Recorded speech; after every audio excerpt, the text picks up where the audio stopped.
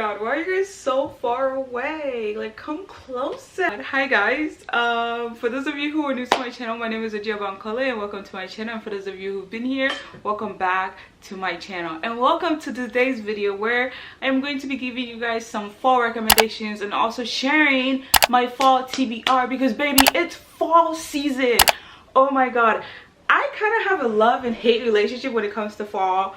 I don't like the rain, so that's the hate part. But when it comes to the cozy vibes and everything, I'm here for it. Like every Porter season, Gossip Girl season, all that jazz, I am here for that.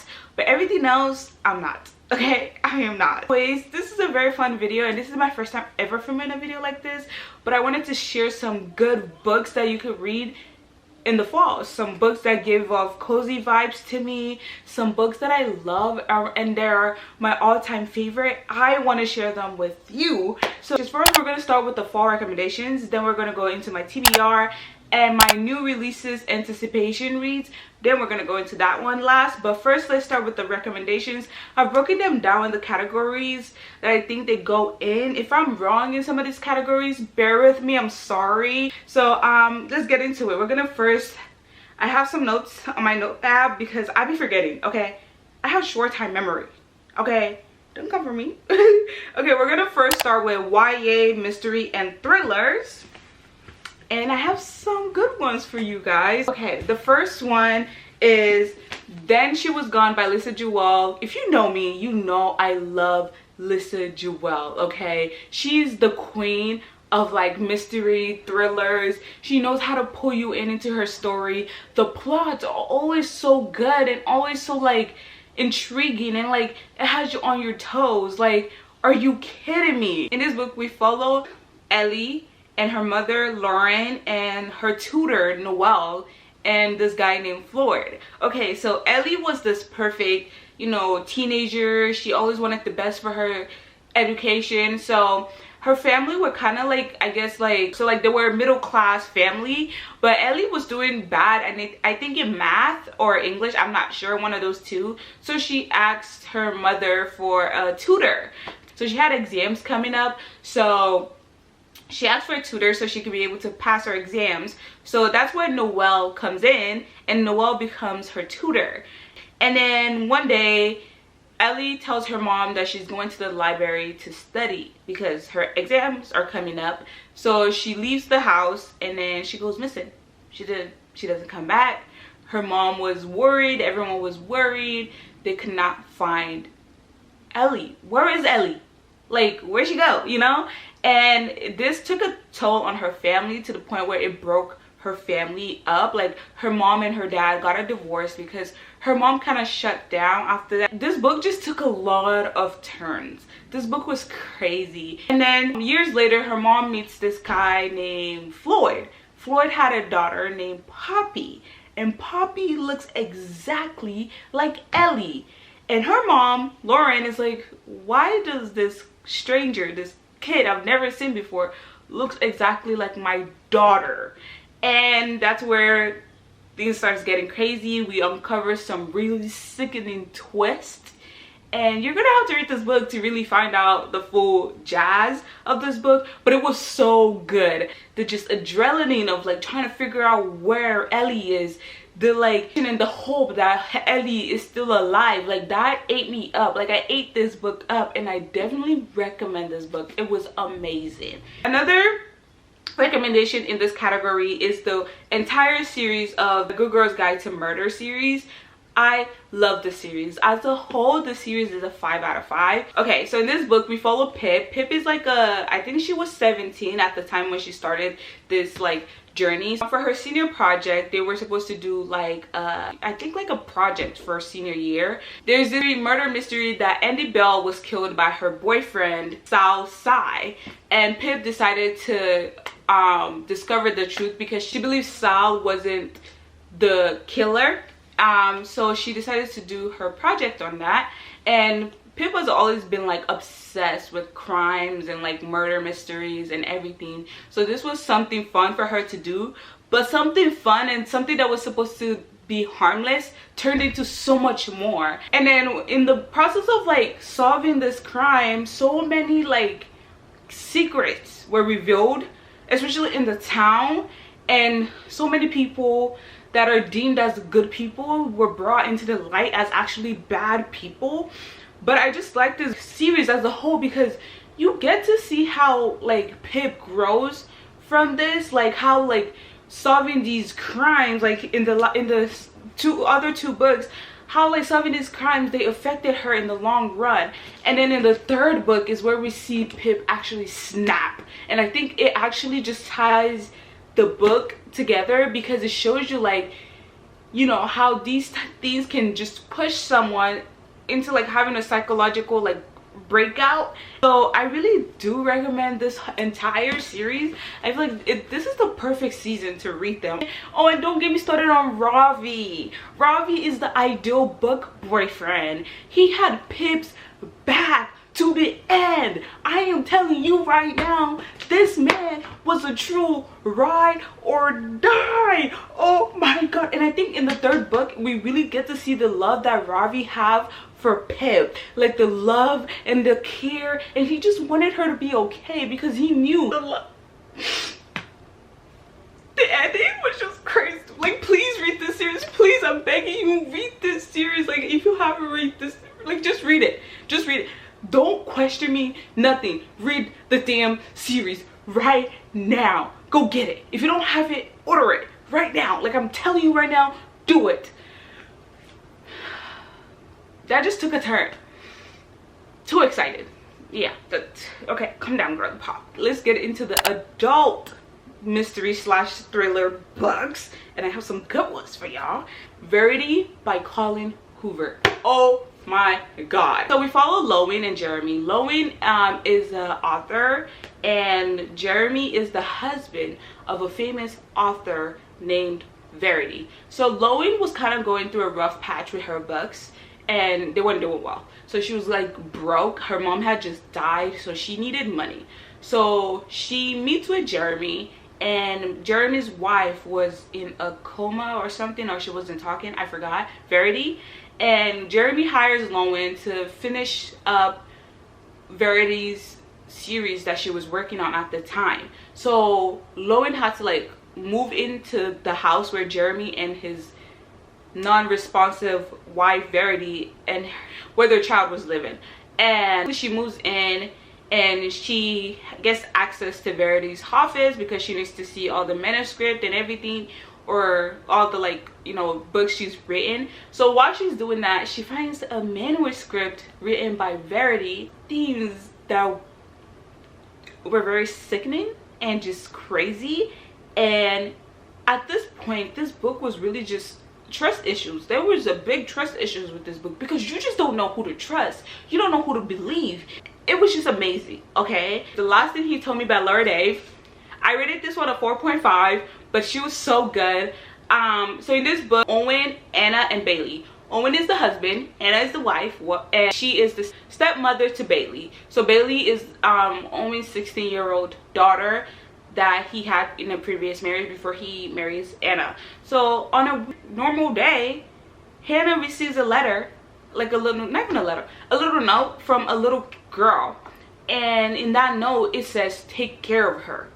And she knew who this letter was from because obviously the girl tells her like, hey, your husband gave me this note, I don't know why, but here you go. So she reads it and she knows he's talking about Bailey, his daughter. So yeah, but Owen is nowhere to be found. Like, she don't know where, and like nowhere to be found. They worked for this company called The Shop, and I think they were like a engineer software company, and they just made a bad decision that cost them their whole entire like assets, that cost the boss, which was Owen's like friend, to get arrested. So Owen escaped before he could get arrested.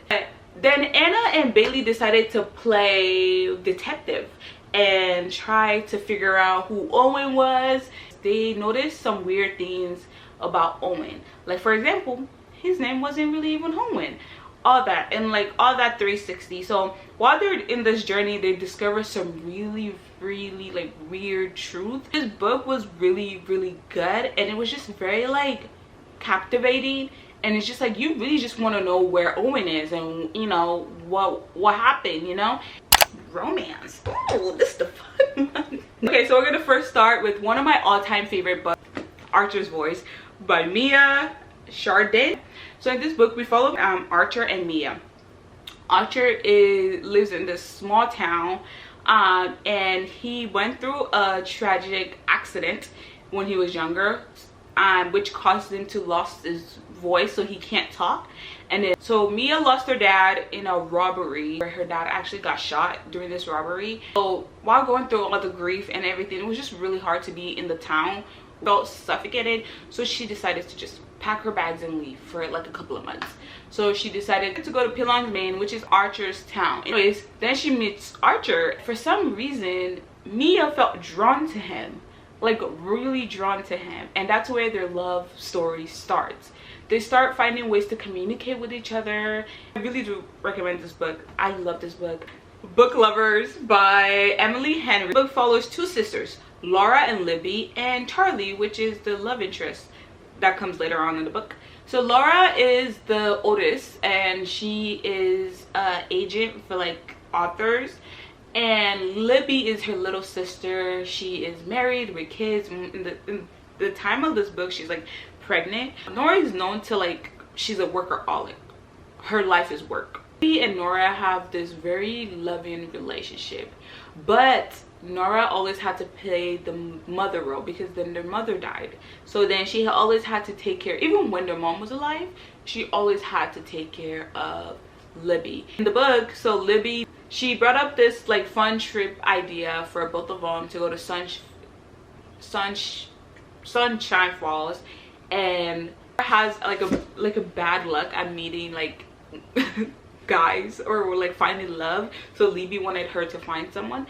But while they're at this town, she keeps bumping into her arch nemesis, Charlie. Charlie is an editor was an editor for the same company she worked with, but then he left for another company. So she keeps bumping heads with them, and then that's where their love story starts. We actually get to see why Libby really wanted Nora to come to Sunshine Hills or Sunshine Falls. I don't know why I'm saying hills. Sunshine Falls. We get to see the true definition of being the older sister. As the older sister, I really like related to Nora a lot because it's a lot of pressure, you know. There's a spot in my heart, so I definitely highly recommend this book. And the movies by Liz Painter. Oh my god. We follow Liz and we follow Les. Liz and Les were kind of like, they grew up together, but Wes always bullied Liz, so Liz hated Wes. Liz is a hopeless romantic. She loves romance. She loves pink. There's Michael. Michael was also one of their childhood friend, but he had moved and then he came back to the town. And you know, Liz being the hopeless romantic, she has this ideal like idea of like finding the perfect date to go to prom with, yada yada yada. So she obviously liked Michael when she was younger, so like seeing him again sparked up old feelings. And then she made a deal with Wes to try to get her and Michael together. But while doing this, we kind of get to see that Wes actually liked her the whole entire time. And obviously they go through trials and error in their relationship, but there was a lot of like things in the book where it was so clear how Wes felt about Liz, and Liz was the most oblivious person. I'm not trying to be mean and call her a dumb person, because there were so many things this man was doing that a man in real life would not do. But Wes was just the true definition of a book boyfriend, and I just loved him. He was perfect. I don't care, he was perfect. Okay, moving on to one of my favorite series right now, actually, by Lucy Score. We have Things We Never Got Over and Things We Hide from the Light. With Things We Never Got Over, I love this book. We follow Naomi and Knox. Okay, Knox lives in a small town named Knockemout, which is funny to me, by the way. Naomi's the twin. Her twin's name is Tina. Tina is the bad twin. She's the reckless twin, dangerous twin. She finds herself in Knockemout because her twin sister calls her that she needs help, but she's in trouble. So she goes to go save or help her twin sister. While she's doing this, her twin sister steals her car. She drops up her knees to Wayla to Naomi. And mind you, Naomi didn't even know Wayla would existed. So now she's talked to a teenager that she has never met in her life, and her sister is nowhere to be found. So her and Knox Knox is this grumpy man. Okay, when I tell you grumpy, this man was grumpy. He's a grumpy, literally millionaire. So Knox being Knox, he swears he wasn't gonna help her, but he finds himself helping this stranger he's never met before, only because he noticed she's in distress, and also she just got her niece dumped on her, and she has no idea how to be a parent. The book was just the perfect like grumpy meets sunshine, and just seeing Knox's like character development was so amazing, and I loved his character development. Dreamland Billionaire series by Lauren Asher. I love this series. This entire series as a whole is an amazing series. So this series follows three brothers. So Rowan, Dilkin, and Kyle's grandfather dies, and before he dies he leaves a will, and they each have to accomplish certain tasks dedicated to each one of them in order to get their inheritance. Women in these books were my favorite. I wasn't really a fan of the men, which are actually the main characters, but the women were just amazing. And out of all the women, Iris had to be my favorite. She's just so funny. She is just so funny. Iris and Kyle's relationship is amazing. They're best friends, and I just love the relationship because I feel like Iris really sees Kyle for who he is. And I think that's all for my romance recommendations. Fantasy. I recently became a fantasy girly. I entered my fantasy era. Fourth Wing by Rebecca Yarros. I swear to God, I know a lot of like booktubers, book talkers are going to be recommending this book because it is amazing. They're right. This book is amazing. I loved it. We follow Violet and Zendex. Okay, Zenden. I can never pronounce his name. There's the scribal quadrant and the writer's quadrant. But Violet has always been a lover for books. She always like hanged around her dad a lot, and her dad was in the scribe quadrant or quadrant. I could be saying that wrong, I'm sorry. So she always thought she was gonna go into the scribe quadrant, but then her mother said, hell no, you're going into the writer's quadrant. So to get to the college, they have to go through very like tremendous like tasks and like challenges. First they have to like walk on this like plane. I could be saying it wrong, but I forgot the name of it, but they have to walk across and try not to fall to get to the other side of like the writer's quadrant like college part. And you know, we get to see how Violet, like, she's known as the fragile like person, and we get to see how she grew from that. And then Zen is kind of, it's actually an enemies to lovers trope. And Zenon being, I don't want to say he's the bad guy because he's really not the bad guy, but we get to see how her and Zenon actually get together, and it's the cutest story ever. And we actually get to see like Violet is actually not a she ain't weak, babe. She ain't weak. That's all I'm saying. She ain't weak. She's actually one of the strongest person I've ever read about. It's very like capturing and very addictive. And like every character in this book had a special like thing to offer to the story, to the plot. And in the end was actually very crazy. But this book was just amazing, and it was just, it's worth the hype. That was it. Now we can get into my fall TBR. We're gonna go through fall TBR, which are the physical books that I actually have right now, and then we're also gonna go through my anticipated like new releases that are coming out or already out that I don't have yet. But yeah, let's get started. So is The Hawthorne Legacy by Jennifer Lynn Barnes. Also The Final Gambit by her. This is the last book. Well, not technically the last book. This is the third book. You will see why in a minute. This is the third book. And then we have The Hashes and the Star-Cursed King. I read The Serpents and the Wings of Night by Caricia. That was the first book in the series, so I want to finish the entire series. I also read the novel too. So this is the last book, and I really need to finish this. Also want to read In Portal Lungen by Chloe Gong, but I don't know anything about this book. I got this for book of the month. And then I want to read Ink Blood Sister Scribe by Emma Tward. I could be saying her last name wrong, I'm sorry, but this also seemed very fun to read. I went into this book very blinded. Also a book of the month book, so I'm very excited for this one too. Then I want to read The Ballad of Never After by Stephanie Garber. This is the second book of Once Upon a Broken Heart, but I'm very excited to continue the story.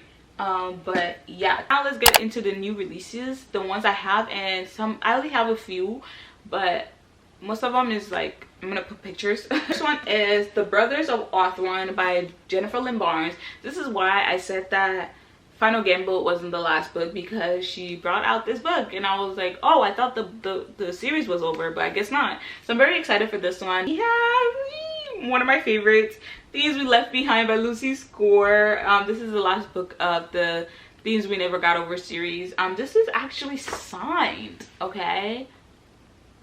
When I saw it was out, I literally rushed to Barnes & Noble's 10 minutes before my class to get this book, because obviously it's signed and I don't have a signed copy of any of my favorite authors, so I had to get this because signed copy, like, hello, this is my prized possession, by the way. The Coworker, I know nothing about this book, definitely going into this book blinded. I just saw it and I was like, oh, that looks good. I didn't even know it was new until I got to the checkout and the lady was like, oh, it came out Tuesday, and I was like, oh, really?